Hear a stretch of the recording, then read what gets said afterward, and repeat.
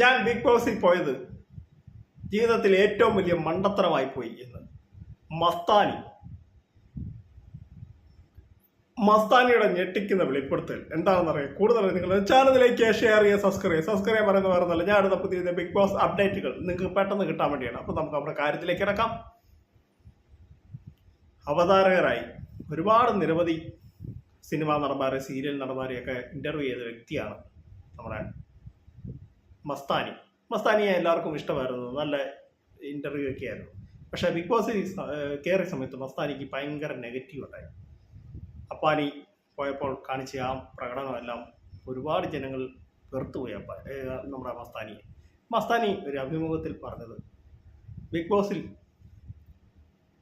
പോയത് ജീവിതത്തിൽ സംഭവിച്ച ഏറ്റവും വലിയ മണ്ടത്തരമാണ്, പോകാൻ പാടില്ലായിരുന്നു. അവിടെ പോയതോടുകൂടി എനിക്ക് നെഗറ്റീവ് ഒരുപാടുണ്ടായി. ഒരുപാട് പേർ എന്നെ ചീത്ത വിളിക്കും, തമിഴിൽ പോലും എന്നെ ആളുകൾ ചീത്ത വിളിക്കും എന്ന് പറയുന്നത്. പിന്നെ ട്രോളുകൾ ഒക്കെ ഇതാകുന്നുണ്ട്. എനിക്ക് അവിടെ കൂടുതലും നെവിനുമായിട്ടായിരുന്നു. നെവിൻ എനിക്ക് എന്തെങ്കിലും കട്ട് തരുമ്പോൾ അതിൻ്റെ ഒരു ശകലം എനിക്ക് അവൻ തരുമായിരുന്നു.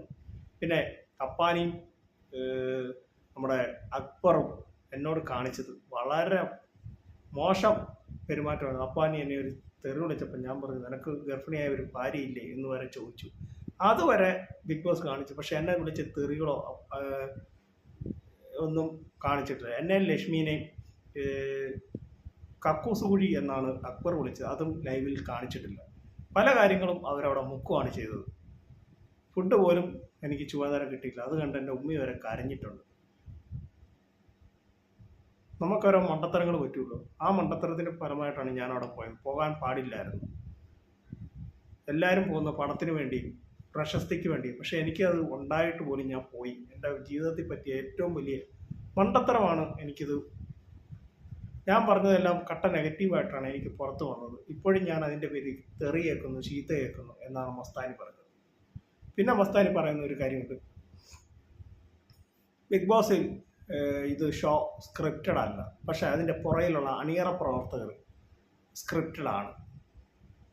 നമ്മൾ ലൈവിൽ കാണിക്കുന്ന പല കാര്യങ്ങളും, നമ്മളോട് കാണിക്കുന്ന പല കാര്യങ്ങളും വരത്തില്ല. എന്നിട്ട് അത് മറച്ചു വെച്ച് ആയിട്ടാണ് ഈ ലൈവിൽ വേറെ വരുന്നത് എന്നും മസ്താനി പറയുന്നുണ്ട്. സത്യം പറഞ്ഞാൽ മസ്താനി അവിടെ പോയിട്ട് പുറത്തെ കാര്യങ്ങൾ അകത്ത് പറയും. മറ്റുള്ള കണ്ടസ്റ്റൻസിനോടൊക്കെ വ്യക്തിവൈരാഗ്യം തീർക്കുന്ന പോലെയാണ് എനിക്ക് തോന്നിയത്. നമ്മുടെ അപ്പാനി പോയപ്പോൾ ഒക്കെ അങ്ങനെയാണ് കണ്ടത്. അതിൻ്റെ ഇതായിട്ടാണ് നമ്മുടെ ആര്യൻ ഒക്കെ പോയി ആഘോഷിച്ചത് മസ്താനി പോയ സമയത്ത്. പിന്നെ രേണുസുധീനെ വിധവയെന്ന് വിളിക്കുകയോ ഒക്കെ ചെയ്തോടുമ്പോൾ ആൾക്കാരങ്ങ് വെറുത്തുപോയി. അല്ല, മസ്താനിയുടെ കുഴപ്പം തന്നെയാണ്, അല്ലാതെ മറ്റുള്ളവരുടെ കുഴപ്പമല്ല. അത് മസ്താനി മനസ്സിലാക്കുക. ഇപ്പോഴും മസ്താനിക്ക് മനസ്സിലായിട്ടില്ല മസ്താനിയുടെ പ്രശ്നം, അല്ല മസ്താനി ചെയ്തത് തെറ്റെന്താണ്. ചെന്ന് കഴിഞ്ഞപ്പോൾ തന്നെ രേണുസുധീൻ്റെ മെക്കെട്ട് കയറുകയാണ് ചെയ്തത്. ചുമ്മായിരുന്നു രേണുസുധി ഒന്നും പോകാതെ ഇരുന്ന രേണുസുധീൻ്റെ മെക്കെട്ട് കയറണം, ഭർത്താവ് വിധവയാന്ന് പറയുകയും ഒക്കെ ചെയ്തു. അതൊക്കെ പിന്നെ അപ്പാനിയോടുള്ള അപ്പാനി പുറത്തായ സമയത്ത് അപ്പാനി എന്ത് പറഞ്ഞോട്ടെ, ദേഷ്യവും ഒക്കെ ആയിക്കോട്ടെ.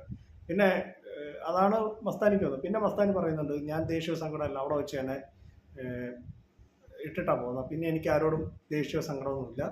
പിന്നെ ഞാനിനി ബിഗ് ബോസിൽ വിളിച്ചാൽ ഞാൻ ഒരിക്കലും പോകത്തില്ല, തിരിച്ച് വിളിച്ചാൽ പോലും ഞാൻ പോകത്തില്ല എന്നും മസ്താനി പറയുന്നുണ്ട്.